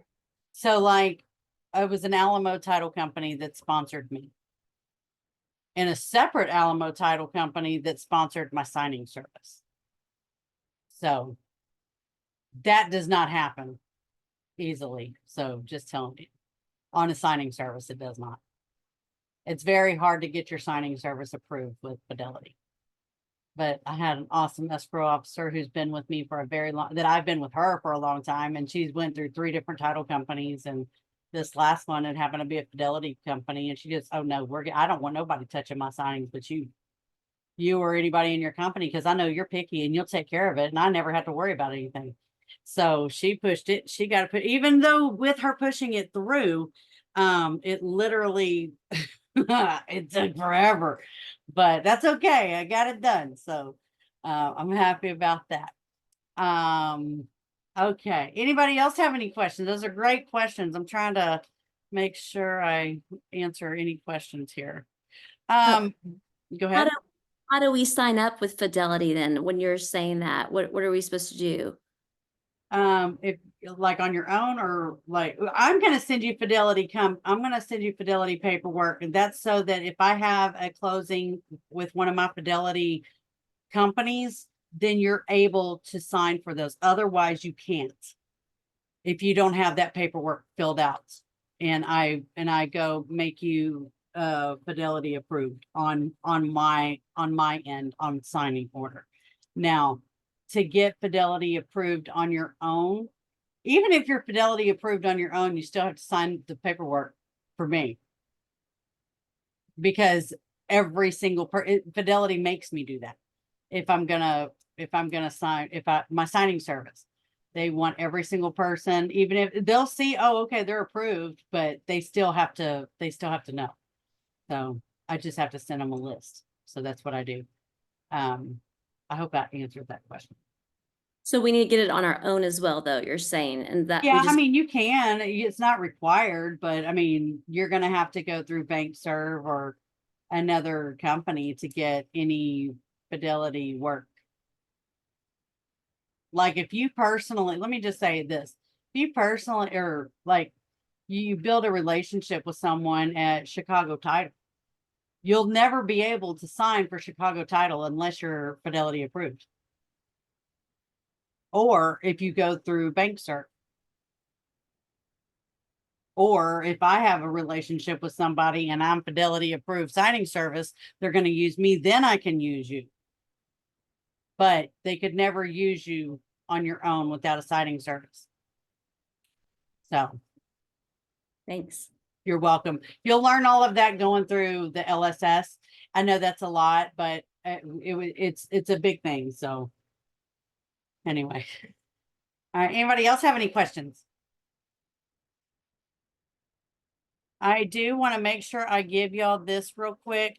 Y'all, this, and this is even for people that are not LSS students. Mark has already negotiated prices for us with Staples, and you can have a Staples account. Hang on a minute. Where's my chat? You can already have a Staples account, but this is an Advantage Staples account. This means I'm putting this in the chat. You click on this link, and Mark has already negotiated discounts for us for the supplies for our business. And there's a substantial savings. I'm just saying, with buying office supplies, or, the supplies that we need. So make sure you get on there. It takes a couple of days for the account, because you got to fill out all of your information to get the account. And then you will get an email. Make sure you check your spam. But we even have our own rep that is for just the LSS. So just know that you get that's a benefit to everybody that we get. Also, hang on a minute. Where's it at? If y'all want one-on-one coaching, mentoring, it is every Saturday. I have to look and see what date I'm the coach again, because we sign up for certain dates that we want to coach. But you can have this every single week. But it's from me and from all the other LSS ambassadors that have built their business big. Okay, we've got $1 million signing service owners that are LSS ambassadors. And you click on that last one, it says Notary Success Path Coaching Program. That is for the coaching. That's if you want to take it to the next level. If you are just getting started, I would wait to get your fundamentals first and then do that. I don't want y'all to spend money that you don't need to spend right now. But I mean, you could probably, if it was me back in the day, I'd have probably done this plus mine at the same time, just knowing how I am. But it wasn't available back then. So anyway, I just want to make sure I offered that. We do also have our own software CRM that is built just for notaries, guys. That thing is phenomenal. I will be putting another link up this week for the next like overview of what it looks like for you to take a look at. So make sure that you get registered if you haven't, or if you don't already have it. But I will be putting that up. It'll be in the it'll be on our page this week. So anyways, does anybody else have any questions? I know we've gone over, but I want to make sure I got everybody's questions answered. All right, guys. Well, I'm going to go finish a can of my green beans. I have, oh my gosh, my husband and I, we bought, I'm not even joking, about 30 pounds of green beans. I'm not kidding, but green beans are, you know, we haven't had our first frost here, and I know they came from a local farm that, I mean, we grew our own as well, but we're gone out of ours. I need more green beans, you know, so I'm stocking up. I already have like 13 quarts of green beans, but I think I'm fixing to have about 30 quarts, so that should get us through for a while. At least until my green beans start going again. All right, guys, with that, I'm going to pray over y'all real quick. And if y'all don't want to pray, you can hop off. If you want to pray with me, just bow your head. And here we go. God, Father God, I just come to you in the name of Jesus, Lord, that you will be with each and every person here on this call today, and that you will be with them in their business and give them wisdom and discernment of what direction you want them to go and where you want them to focus their attention. I pray that you will help them through their week, and that you will give them the discernment of exactly how to make things work, and put them in contact with who they need to see, and give them people that come in to put people in their paths to help them grow. We love you so much, and thank you for letting me be with these people tonight. It's in Jesus' name. Amen. All right, guys. Y'all have a good night. I will. Oh, wait a minute. Oh, well, everybody on here registered, so I know your emails. I was gonna say, hang on, I need your emails to send you the copy, but I got it, so don't worry about it. I will work on that tomorrow. I'll get the video out to you tomorrow. So, all right, bye guys. Go have a good night. Bye. Bye.